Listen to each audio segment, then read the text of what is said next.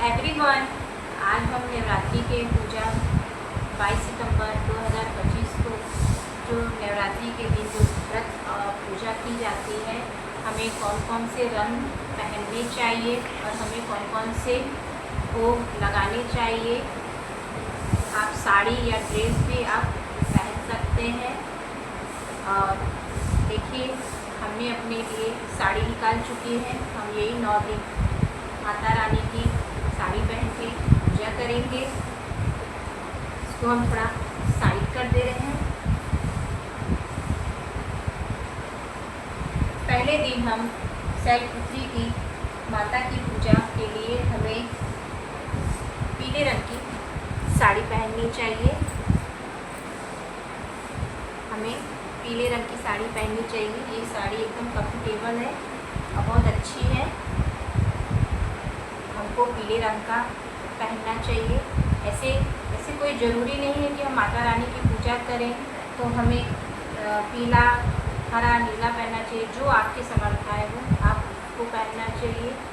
देखिए, पहले दिन की पीले रंग की साड़ी पहने तो बहुत अच्छा है। और दूसरे दिन ब्रह्मचारिणी माता की पूजा करनी चाहिए तो उस दिन हरे रंग की साड़ी पहननी चाहिए। देखिए, सब साड़ी बहुत मुलायम है, बहुत अच्छी है।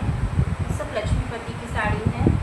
और आपके पास साड़ी नहीं भी हो तो ड्रेस भी हो तो आप ड्रेस भी, सूट भी पहन सकते हैं।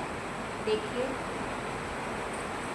पहले दिन हमें शैलपुत्री के दिन माता रानी की जो पूजा करते हैं उसमें हमें माता रानी को घी का भोग लगाना चाहिए। और दूसरे दिन ब्रह्मचारिणी की पूजा, माता रानी की पूजा करनी चाहिए। उस दिन हमें भोग में मिश्री का भोग लगाना चाहिए। और तीसरे दिन चंद्रघंटा, उस दिन भूरा रंग की साड़ी पहननी चाहिए। लेकिन हमारे पास भूरी नहीं है तो हमने मैच करते करते ये साड़ी हमने निकाली है।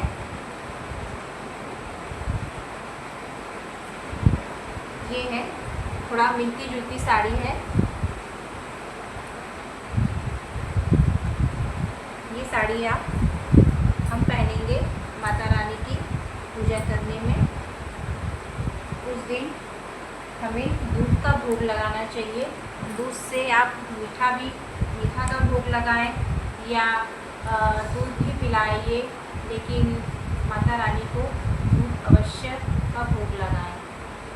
और चौथे दिन कृष्ण माता की पूजा की जाती है। उस दिन नारंगी कलर की साड़ी पहननी चाहिए। ये भी साड़ी बहुत हल्की है।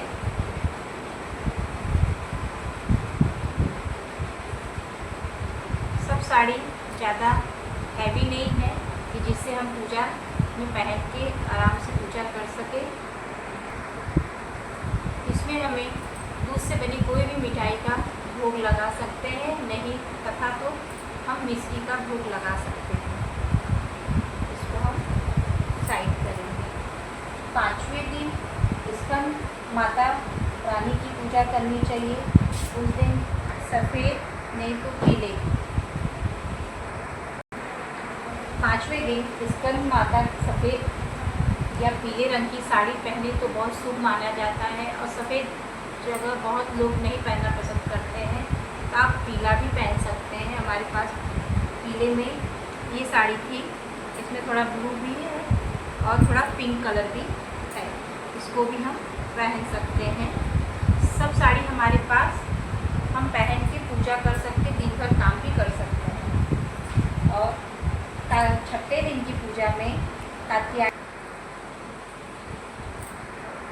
5वें दिन की स्कंद माता की पूजा में हमें भोग में केले का भोग अवश्य लगाना चाहिए। और 7वें दिन की कालरात्रि की पूजा में, नहीं, कात्यायनी की पूजा में हमें लाल रंग का साड़ी अवश्य पहनना चाहिए। देखिए,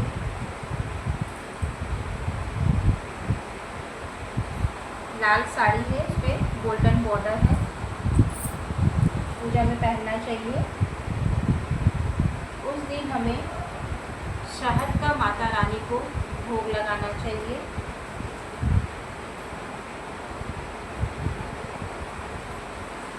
और 7वें दिन कल रात्रि की माता रानी की पूजा करनी चाहिए। उस दिन हमें नीले रंग की साड़ी पहननी चाहिए।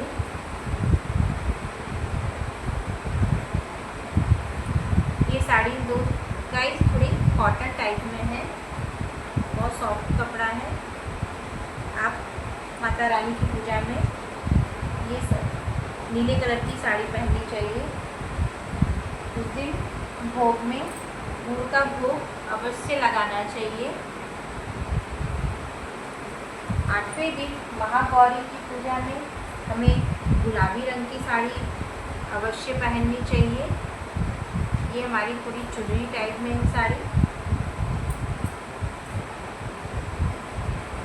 देखिए सब साड़ी हमारी एकदम बहुत कपड़ा सॉफ्ट है। हम ज़्यादा कड़ी साड़ी नहीं पहनते हैं, जो हमारे लिए अच्छी रहती है वही साड़ी पहनते हैं। थोड़ा चुनरी में है ऑरेंज, पिंक, थोड़ा डार्क पिंक, पूरा मिक्स करके ये साड़ी है। उस दिन हमें नारियल का भोग अवश्य लगाना चाहिए। और महागौरी के पूजा में हमें श्रृंगार का सामान भी माता रानी के चरणों में रखना चाहिए। और 9 दिन की पूजा में आप ये साड़ी पहननी चाहिए। बैगनी साड़ी पहननी चाहिए। थोड़ा है दोस्तों सिल्क टाइप में है, पहननी चाहिए।